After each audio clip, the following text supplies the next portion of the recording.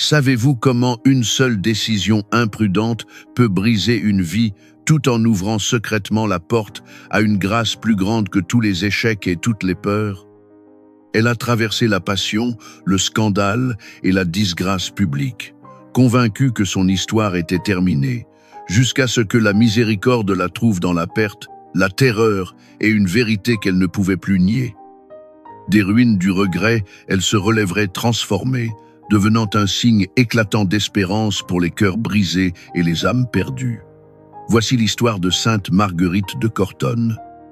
Avant de commencer, laissez un Amen dans les commentaires, aimez cette vidéo et abonnez-vous pour plus d'histoires de saints. N'oubliez pas de la partager pour que d'autres puissent découvrir cette histoire et être inspirés à vivre plus saintement. Chapitre 1. Le monde social et l'enfance de Marguerite. Au XIIIe siècle, l'Italie centrale était une terre divisée contre elle-même. Le conflit acharné entre les Guelfes et les Gibelins fracturait les cités, les familles et les consciences. L'allégeance au pape ou à l'empereur entraînait souvent la rivalité, la méfiance et la violence. Dans un tel climat, la peur et l'incertitude imprégnaient la vie quotidienne. La foi perdurait, mais elle était mise à l'épreuve par l'ambition et le sang versé, façonnant le paysage spirituel dans lequel Marguerite allait naître. Des cités, États comme Cortone et la ville voisine d'Arezzo se trouvaient fréquemment entraînés dans des luttes pour la suprématie. Les murailles étaient fortifiées, les alliances changeaient et les rumeurs de guerre voyageaient rapidement sur les routes poussiéreuses. Les loyautés politiques pouvaient diviser des voisins qui avaient autrefois partagé le pain à la même table. Pour les familles ordinaires, la survie exigeait prudence et résilience. Cette atmosphère agitée a constitué la toile de fond des premières années de Marguerite, bien avant que ses propres batailles intérieures ne commencent. L'Église était au cœur de la société, guidant le culte, l'enseignement moral et l'identité communautaire. Les cloches rythmaient les heures, les fêtes ordonnaient le calendrier et la vie paroissiale façonnait le rythme de l'existence. Pourtant, même le clergé n'était pas à l'abri des pressions politiques. Certains pasteurs luttaient pour équilibrer leurs devoirs spirituels et leurs engagements civiques. Au milieu de la sainteté et de la faiblesse humaine, les fidèles cherchaient la miséricorde et la direction de Dieu en des temps incertains.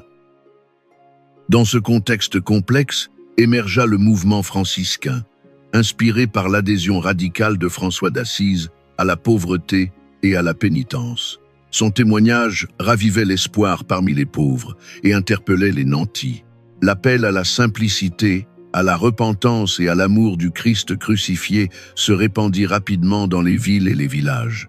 Les laïcs trouvèrent de nouvelles voies vers la sainteté à travers le tiers-ordre. Cet esprit de renouveau préparait discrètement le terrain pour la future conversion de Marguerite. Marguerite naquit vers 1247 dans le petit village de Laviano, niché au milieu de douces collines et de champs. Ses parents étaient d'humbles fermiers, habitués au dur labeur et à une foi simple. La vie était modeste mais stable, rythmée par les saisons et la prière. Personne n'aurait pu prévoir que cette enfant paysanne serait un jour honorée comme une sainte. Pourtant, Dieu commence souvent ses plus grandes œuvres dans des lieux cachés.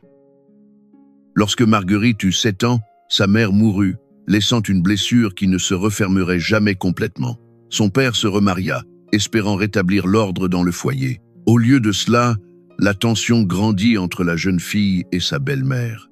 L'affection était rare, les malentendus fréquents. Le cœur sensible de Marguerite sentit le froid du rejet. Dans un monde déjà marqué par les conflits, son foyer ne lui semblait plus tout à fait sûr. Privée de tendresse maternelle, Marguerite développa un profond désir d'être aimée et reconnue. Elle possédait la beauté et une forte volonté, des qualités qui attiraient l'attention à mesure qu'elle grandissait. Sous son apparence fougueuse se cachait un désir lancinant d'être acceptée. Cette soif d'amour, si elle n'était pas sagement guidée, la conduirait à faire des choix douloureux. Pourtant, même ce désir blessé deviendrait plus tard la porte d'entrée de la grâce. Chapitre 2. Année de péché et d'errance. À 10 à 7 ans, Portant encore les blessures de son enfance, Marguerite rencontra un jeune chevalier dont l'attention lui parut être l'affection tant attendue. Flattée et captivée, elle se laissa entraîner loin de la maison de son père.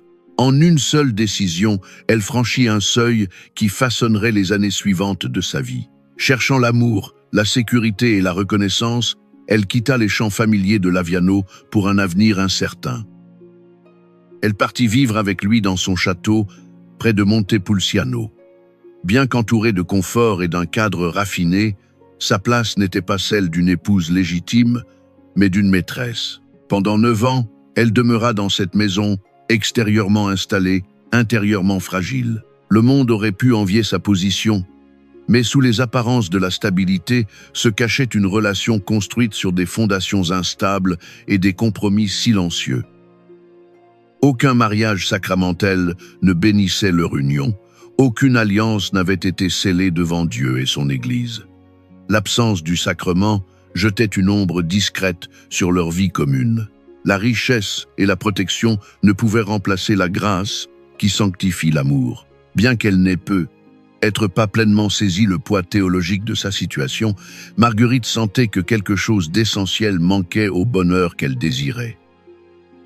Durant ces années, elle donna naissance à un fils, un enfant qui devint le tendre centre de son cœur. La maternité éveilla en elle à la fois la joie et la responsabilité. En tenant son enfant, elle entrevit un amour plus pur, moins enchevêtré dans la passion et l'orgueil. Pourtant, même cette bénédiction se déroulait au sein d'une union irrégulière. La présence de son fils approfondit son attachement à cette vie, rendant tout changement futur encore plus redoutable. Peu à peu, le coût de ses choix devint plus clair. L'honneur de sa famille en souffrit et sa propre dignité fut discrètement érodée. Dans une société attentive à la réputation, les murmures pouvaient blesser profondément.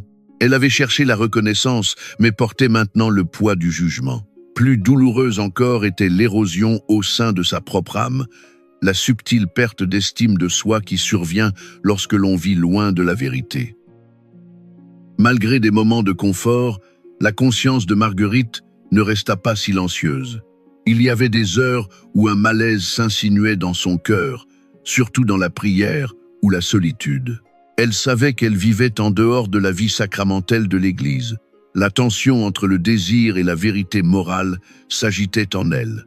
Bien qu'elle n'ait pas encore trouvé la force de partir, la conscience du péché s'éveillait déjà en elle. Dieu, qui n'abandonne jamais ses enfants, préparait patiemment un moment décisif. La grâce œuvre souvent discrètement sous la confusion et le compromis. L'instabilité même de sa situation deviendrait l'instrument de la miséricorde. Ce qui semblait sûr s'effondrerait soudainement, et l'illusion céderait la place à la dure réalité. D'une manière qu'elle ne pouvait prévoir, le Seigneur organisait un événement douloureux qui briserait sa complaisance et ouvrirait son cœur à la conversion. Chapitre 3. L'éveil et le retour. La nouvelle lui parvint en murmures brisés, son amant avait été assassiné. Personne n'osait lui dire où son corps avait été abandonné, et l'incertitude lui rongeait le cœur.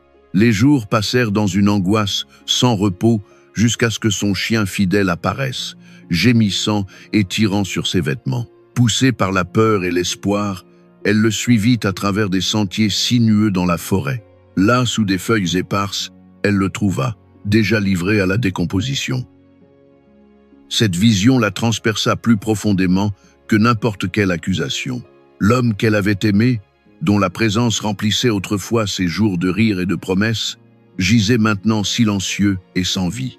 En ce terrible instant, toutes les illusions qu'elle avait bâties autour du bonheur terrestre s'effondrèrent. Richesse, plaisir, admiration, tout se révéla impuissant face à la mort. Ce qu'elle avait cru être une joie durable se dissipa comme la brume du matin, la laissant seule avec une vérité à laquelle elle ne pouvait échapper. Alors qu'elle se tenait là, tremblante, une autre prise de conscience se fit lentement jour. Si sa vie à lui s'était terminée si brusquement, qu'en était-il de la sienne? Le fil fragile qui lie le corps et l'âme pouvait être coupé à toute heure. Elle vit non seulement sa corruption, mais aussi la pauvreté de son propre cœur. Dans le silence de la forêt, elle perçut à la fois le jugement et la miséricorde, et son âme commença à s'éveiller. Quand elle rentra chez elle, sa vie d'avant lui sembla étrangère. Les soies qu'elle chérissait autrefois pesaient lourdement sur elle, et l'éclat des bijoux lui semblait vide. Elle commença à rassembler ses biens avec une nouvelle intention. Tout ce qui avait appartenu à son amant, elle le restitua fidèlement à sa famille, refusant même un petit souvenir. Chaque acte de restitution était une confession silencieuse, desserrant l'emprise de l'attachement sur son cœur. Prenant son jeune fils par la main, elle retourna à la maison de son père, espérant que l'humilité lui en ouvrirait la porte. Elle s'agenouilla devant lui, confessant ses péchés, et demandant à être de nouveau accueillie comme sa fille. Mais les blessures de son père étaient profondes, et son cœur resta fermé. Il refusa sa demande. En larmes, elle accepta ce rejet, comprenant que la vraie repentance n'exige pas une consolation immédiate.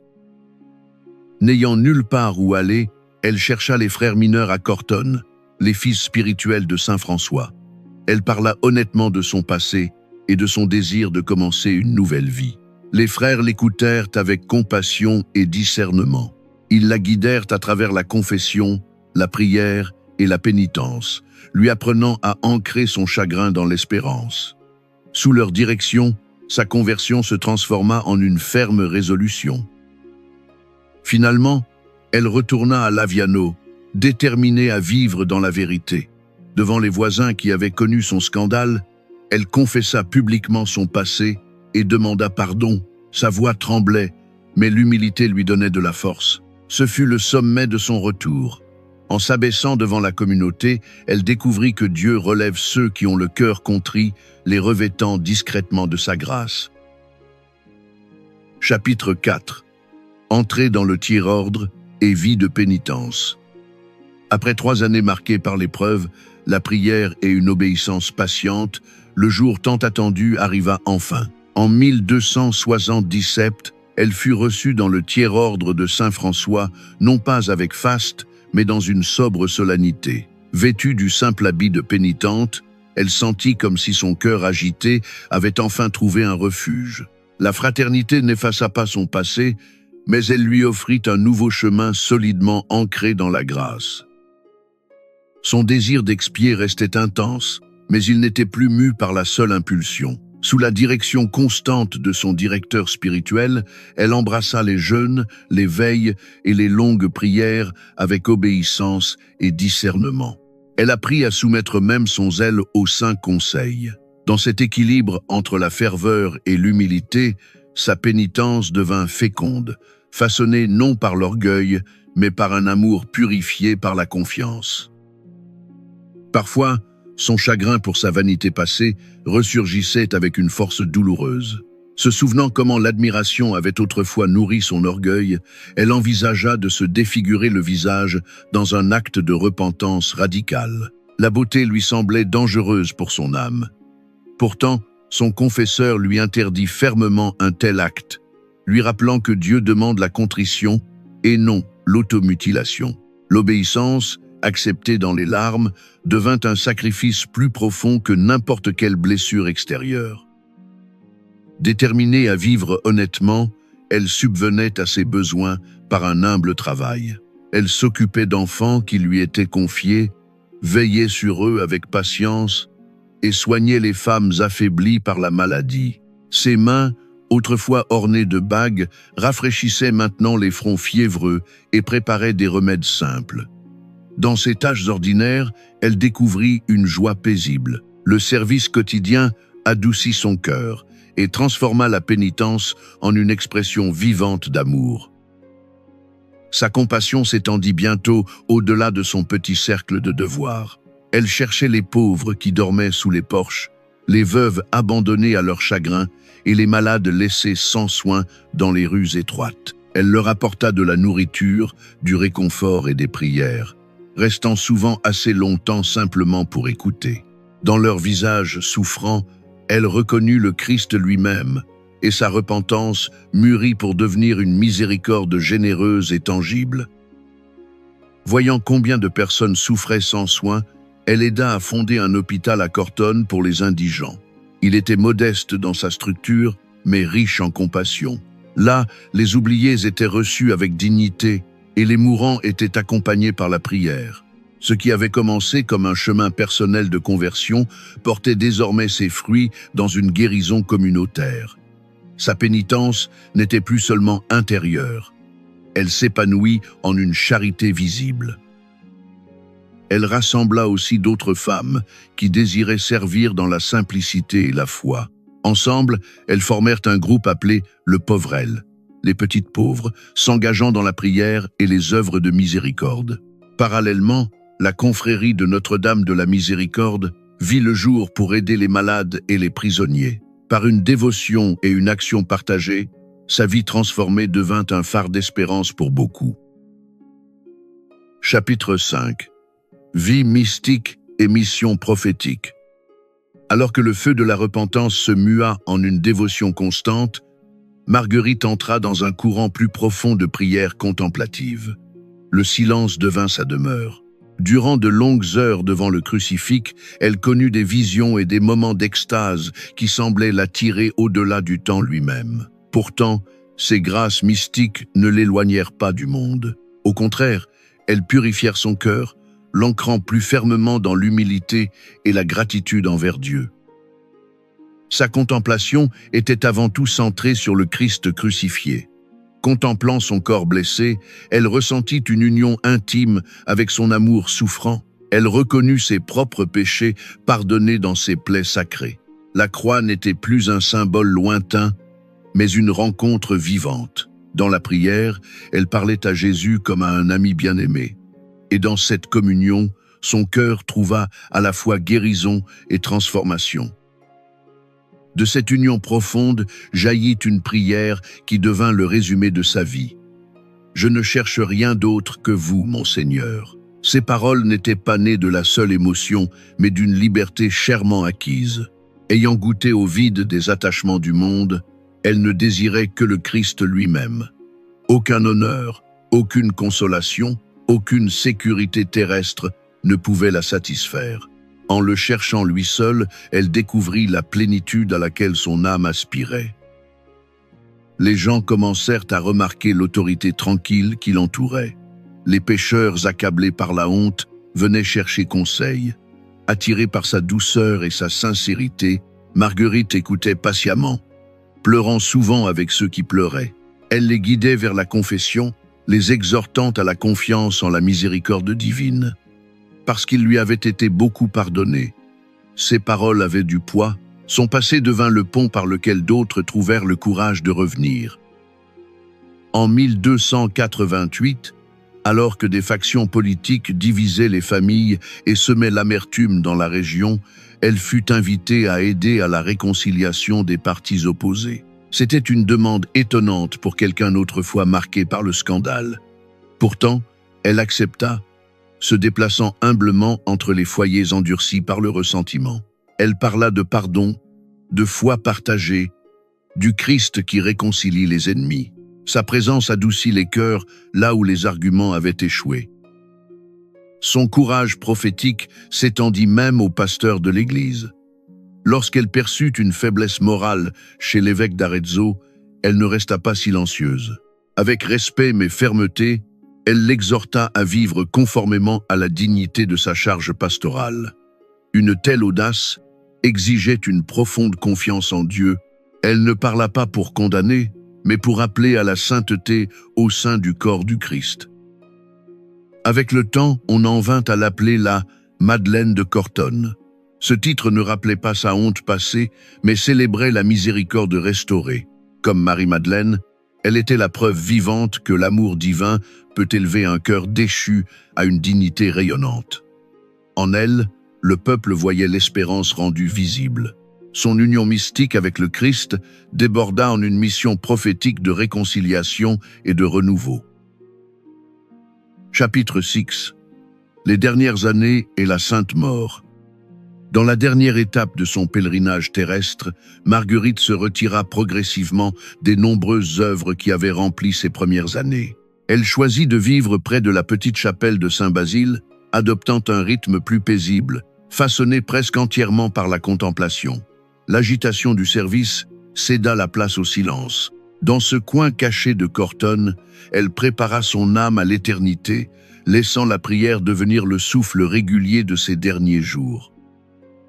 Même dans sa retraite, son amour pour l'Église ne diminua pas.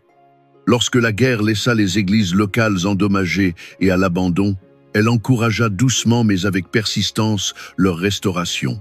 Pour elle, reconstruire les murs sacrés était plus qu'une tâche pratique. C'était un signe d'espérance après la destruction. Elle croyait que de même que les pierres étaient relevées et remises en place, les cœurs blessés pouvaient eux aussi être restaurés par la grâce. Sa vie intérieure s'approfondit avec une intensité remarquable. De longues heures s'écoulaient devant le crucifix où elle demeurait en communion silencieuse avec le Christ. Les mots se firent plus rares, mais l'amour grandit, plus fort et plus lumineux. Ceux qui lui rendaient visite sentaient qu'elle vivait déjà au seuil du ciel. Ses chagrins passés avaient été transfigurés. La souffrance était devenue un chemin vers l'union intime avec le Seigneur qu'elle adorait. Malgré son désir de solitude, elle ne fermait pas sa porte à ceux qui la cherchaient. Pèlerins, pénitents et personnes désemparées continuaient de venir demander conseil.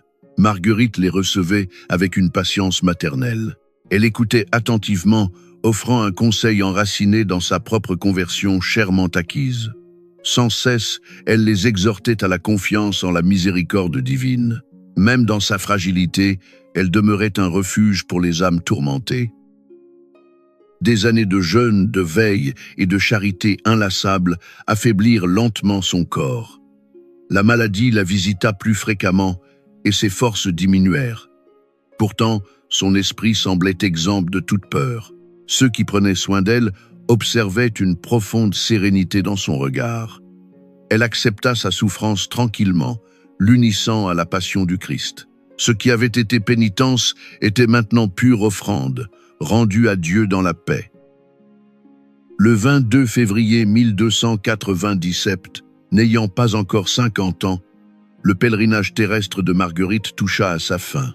Son trépas fut doux et priant, marqué par le calme plutôt que par la lutte. Ceux qui étaient rassemblés autour d'elle sentirent un silence sacré emplir la pièce. Pour la femme qui avait autrefois tremblé devant la mort dans une forêt, ce dernier moment ne contenait aucune terreur. C'était une rencontre longuement attendue avec la miséricorde. Le peuple de Cortone n'attendit pas les déclarations officielles pour honorer sa mémoire.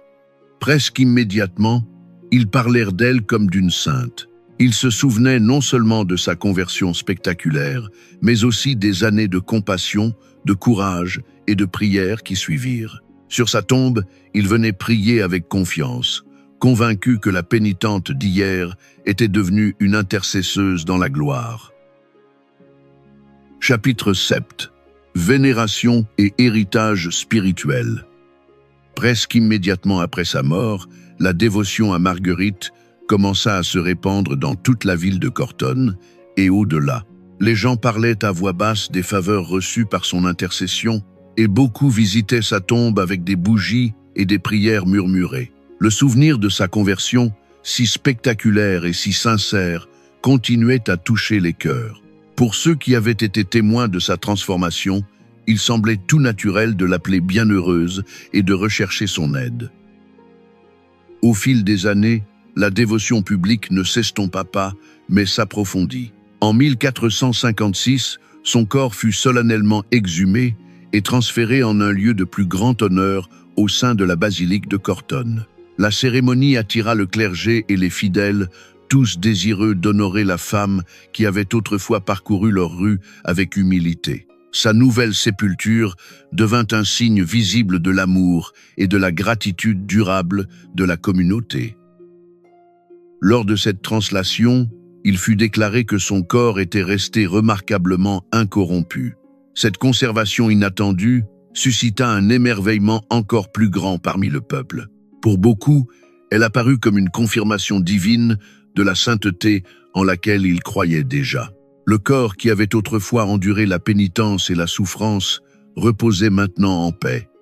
Témoignage silencieux de la grâce qui avait transformé la faiblesse en une fidélité rayonnante. Des siècles plus tard, l'Église reconnut officiellement ce que les fidèles portaient depuis longtemps dans leur cœur. En 1728, le pape Benoît XIII la proclama solennellement sainte. Cette déclaration n'a pas créé sa sainteté, mais l'a affirmée pour l'Église universelle. À partir de ce moment, son histoire n'appartint plus seulement à Corton, mais à tous ceux qui cherchent l'espérance après l'échec et la lumière après les ténèbres. Sa fête liturgique fut fixée au 22 février, le jour de sa naissance au ciel. Chaque année, les prières et les messes rappellent son cheminement du péché à la sainteté. Cette date invite les croyants à contempler à la fois la mort et la miséricorde, leur rappelant que toute fin dans le Christ devient un commencement. Sa fête est un doux appel à faire confiance à l'amour patient et persévérant de Dieu. Dans l'art sacré, Marguerite est souvent représentée avec un petit chien à ses côtés. Ce humble compagnon rappelle le moment décisif de son éveil, lorsqu'un animal fidèle la conduisit à la vérité qu'elle avait évitée. L'image est simple, mais puissante. Elle rappelle que la grâce nous atteint parfois par des messagers inattendus, nous ramenant à Dieu par des chemins que nous n'avions pas prévus. Son héritage spirituel demeure d'une profonde actualité. Marguerite est un témoignage vivant de la puissance transformatrice du sacrement de la réconciliation et de la miséricorde infinie de Dieu. Dans sa vie, aucun péché ne s'est avéré plus fort que la grâce. Pour tout pénitent qui craint que le passé ne puisse être racheté, son histoire offre une assurance. Un cœur repentant peut se relever, restauré dans sa dignité et embrassé par l'amour divin. Chapitre 8. Prière à Sainte Marguerite de Corton. Sainte Marguerite de Corton, toi qui fus transformée par Dieu de l'ombre du péché à la splendeur de la grâce, regarde-nous avec bonté. Ta vie proclame qu'aucun passé n'est au-delà de la rédemption. Tu as permis à la miséricorde divine de remodeler ton cœur blessé. Intercède pour nous, afin que nous puissions nous aussi faire confiance à l'amour patient du Christ. Prie pour ceux qui errent loin de Dieu, confus, découragés ou endurcis par la déception. Tu connais la douleur de l'éloignement et la peur du retour. Murmure l'espérance à leur cœur. Puissent-ils rencontrer le doux appel du bon pasteur et trouver le courage de se relever, de se repentir et d'entrer à nouveau dans la lumière. Soutiens ceux qui luttent contre les tentations de la chair et l'agitation des désirs désordonnés. Tu as affronté la faiblesse avec honnêteté et tu n'as pas désespéré. Obtiens-leur la force dans les moments d'épreuve et la persévérance dans la prière. Puissent-ils découvrir que la pureté n'est pas répression mais liberté, et que la grâce est plus forte que tout plaisir passager. Intercède pour les mères célibataires, pour les femmes qui élèvent seules leurs enfants au milieu des difficultés et du jugement des autres. Souviens-toi aussi de ceux qui se sentent méprisés ou rejetés par la société. Tu as porté la honte et l'incompréhension, et pourtant, Dieu a restauré ta dignité. Prie pour qu'ils trouvent le respect, un soutien concret et une communauté qui reflète la compassion du Christ plutôt que la condamnation. Aide-nous à croire profondément en la miséricorde infinie de Dieu. Quand les souvenirs nous accusent ou que la culpabilité pèse lourdement, rappelle-nous que la confession ouvre la porte de la liberté. Apprends-nous à ne pas nous mesurer à nos échecs passés, mais à la promesse de la grâce. Puissions-nous ne jamais douter qu'un cœur contrit réjouit le Seigneur. Apprends-nous à aimer la Sainte Eucharistie avec révérence et désir. De ta contemplation devant le crucifix a découlé un service inlassable des pauvres. Formons-nous la même union de la prière et de la charité. Puissions-nous reconnaître le Christ à la fois sur l'autel et dans le prochain qui souffre, le servant avec un cœur humble et fidèle. Conduis-nous vers une conversion sincère et une persévérance inébranlable jusqu'à la fin. Obtiens-nous la grâce de nous détourner du péché et de marcher chaque jour dans la confiance. Comme tu fus guidé de la brisure à la sainteté, guide-nous vers le salut éternel. Sainte Marguerite de Cortone, accompagne-nous sur notre chemin. Amen.